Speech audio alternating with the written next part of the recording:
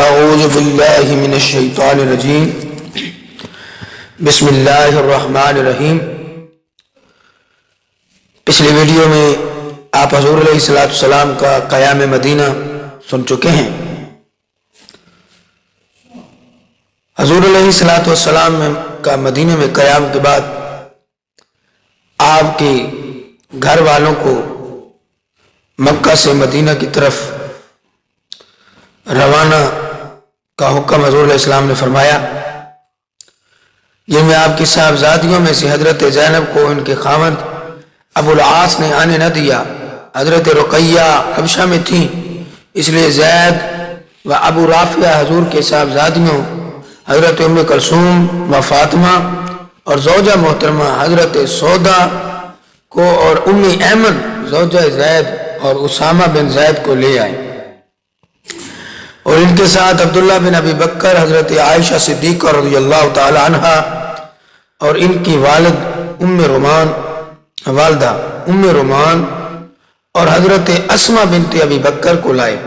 یہ سب حارث بن نعمان کے ہاں اتری۔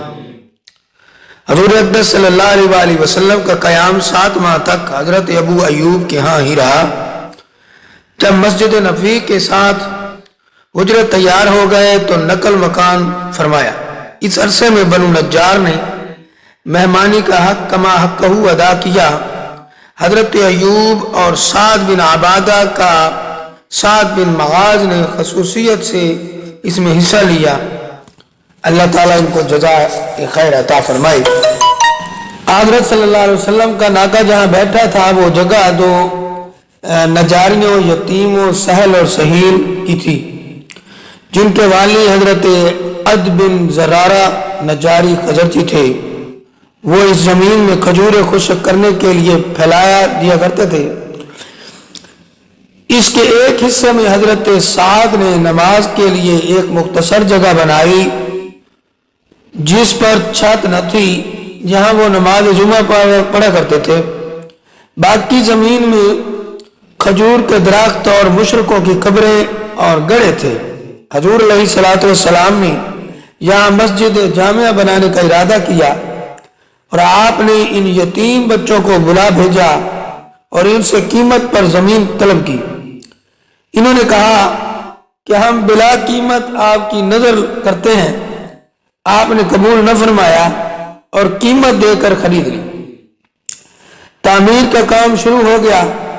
قبریں اکھڑوا کر ہڈیوں کسی دوسری جگہ دبا دی گئیں، درخت کاٹ دیے گئے اور گڑھے ہموار کر دیے گئے۔ حضور علیہ السلام خود بھی کام کر رہے تھے۔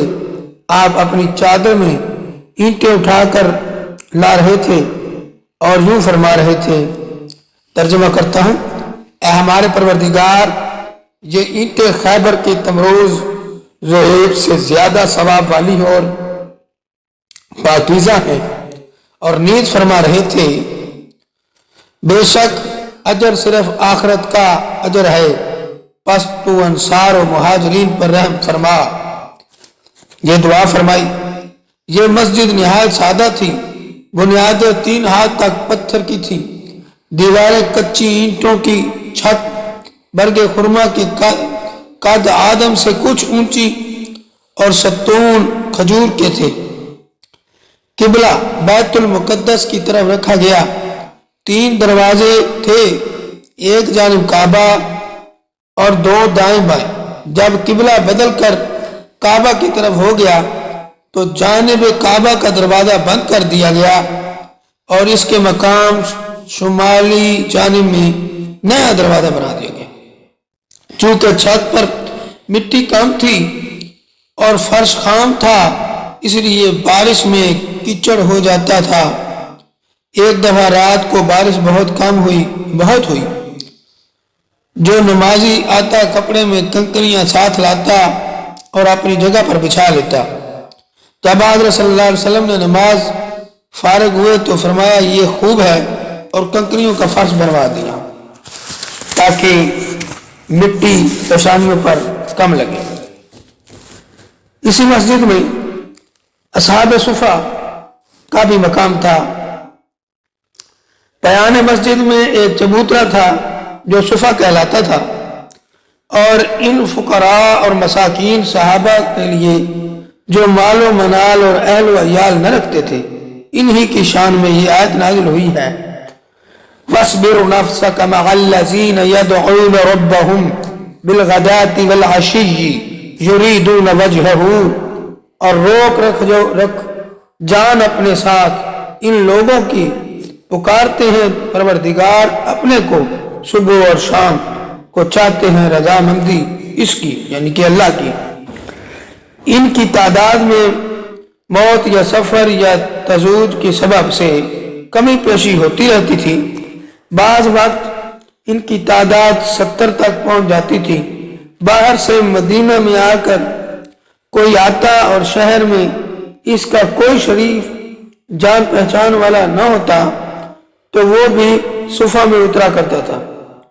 حافظ ابو نعیم نے حلیت الاولیاء میں 100 سے کچھ اوپر اہل صفا کے نام گنائے ہیں، جن میں حضرت ابو ذر غفاری، عمار بن یاسر، سلیمان فارسی، صہیب رومی، بلال حبشی، ابو ہریرہ، خباب بن الحرب، حذیفہ بن الیمان، ابو سعید خدری، بشیر بن الخصاصیہ، ابو محبہ مول رسول صلی اللہ علیہ وسلم اور مشاہیر میں سے تھے رضی اللہ تعالی عنہ۔ اہل صفا پر حضرت صلی اللہ علیہ وسلم کی بڑی نظر عنایت تھی۔ ایک دن غنیمت میں کنیزیں آئیں۔ اس موقع کو غنیمت سمجھ کر آپ کی صاحبزادی حضرت بی بی فاطمہ طیبہ طاہرہ رضی اللہ تعالی عنہا اور حضرت علی کرم اللہ تعالی وجہ الکریم دونوں خدمت اقدس میں حاضر ہوئے اور ایک خادمہ کے لیے درخواست کی۔ آپ نے یوں جواب دیا، اللہ کی قسم یہ نہیں ہونے کا کہ تم کو خادمہ دوں اور اہل صفا بھوکے مرے، ان کے خرچ کے لیے میرے پاس کچھ نہیں ہے۔ میں ان اسیران جنگ کو بیچ کر ان کی قیمت اہل صفا پر خرچ کروں گا۔ یہاں سے اندازہ لگائیں کہ آپ علیہ السلام نے اہل صفا سے کتنی محبت فرمائی۔ تو دوستو، آج کی ویڈیو یہیں تک، باقیہ قصہ اگلی ویڈیو میں بیان کیا جائے گا۔ دوستوں سے گزارش ہے کہ تفصیلات کے لیے چینل کو وزٹ کریں اور چینل کو سبسکرائب کیا کریں اور ویڈیو شیئر کیا کریں اور کار خیر میں حصہ لیں اور علم بھی حاصل کریں۔